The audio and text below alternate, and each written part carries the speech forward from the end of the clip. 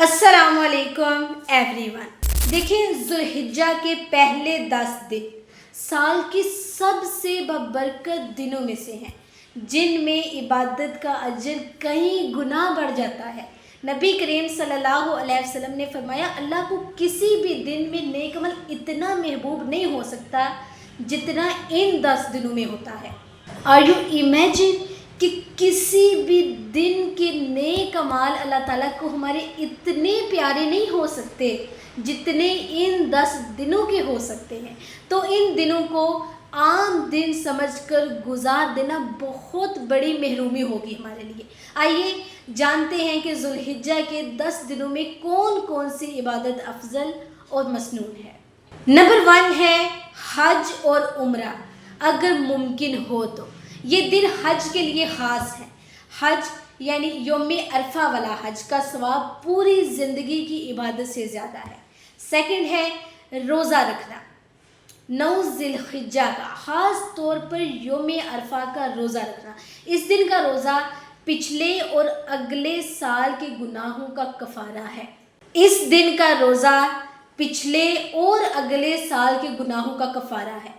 پہلے 9 دنوں میں عام روزے رکھنا بھی بہت افضل ہے، اور ان دنوں میں کثرت سے تکبیر، تحلیل اور تحمید کہنا سنت ہے۔ اللہ اکبر، اللہ اکبر، لا الہ الا اللہ واللہ اکبر، اللہ اکبر وللہ الحمد۔ مرد حضرات بازار، گھر، مسجد، ہر جگہ بلند آواز سے کہیں، خواتین آہستہ آواز سے پڑھیں۔ یاد رکھیں، آپ کوئی بھی کام کر رہے ہیں، آپ کی زبان پر صرف یہی ہونا چاہیے۔ اس کے بعد ہے نماز، فرض اور نوافل۔ فرض نمازوں کے ساتھ تہجد، اشراق، چاشت، یہ سب بھی شامل کریں۔ ان دنوں میں سستی چھوڑ دیں، سستی چھوڑ کر صرف اور صرف عبادت میں خوب محنت کریں۔ اس کے بعد قرآن کی تلاوت کریں، قرآن کو انڈرسٹینڈ کریں، دیکھیں کہ قرآن میں ہمارے لیے کیا ہے۔ ویسے تو قرآن کی ہر آیت ہمیں اپنے اوپر رکھ کر دیکھنا چاہیے کہ آیا یہ چیزیں میرے اندر تو نہیں ہیں، اگر ہوں تو ہمیں انہیں ختم کرنا چاہیے۔ تو قرآن کی تلاوت اور قرآن پر غور اور فکر لازمی کریں۔ روزانہ قرآن کا کچھ حصہ، زیادہ نہیں تو آپ تھوڑا سا حصہ لازمی پڑھیں۔ قرآن کے پیغام کو اپنے دلوں میں اتار لیں۔ اس کے بعد ہے توبہ اور استغفار۔ یہ دن واپسی کے دن ہے۔ دل سے گناہوں پر شرمندگی اور اللہ تعالیٰ سے معافی مانگیں۔ راتوں کو اٹھ کر اللہ تعالیٰ سے تنہائی میں بات کریں، صدقہ اور خیرات کریں۔ ان دنوں میں خرچ کرنا بہت افضل ہے، چاہے کم ہی ہو لیکن نیت پیور ہونی چاہیے۔ صاحب استاد پر سنت ابراہیمی ادا کرنا ضروری ہے۔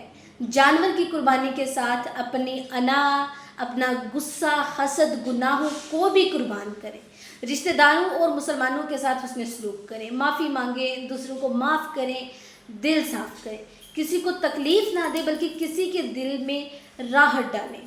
یاد رکھیں، یہ 10 دن ایسے ہیں کہ نفل عبادت فرض کے برابر لکھی جاتی ہے۔ ایک نیکی کا ثواب کئی گنا بڑھا دیا جاتا ہے۔ دلوں کو بدلنے، زندگی کا رخ موڑنے اور اللہ کے قریب ہونے کا ایک خاص موقع ہے۔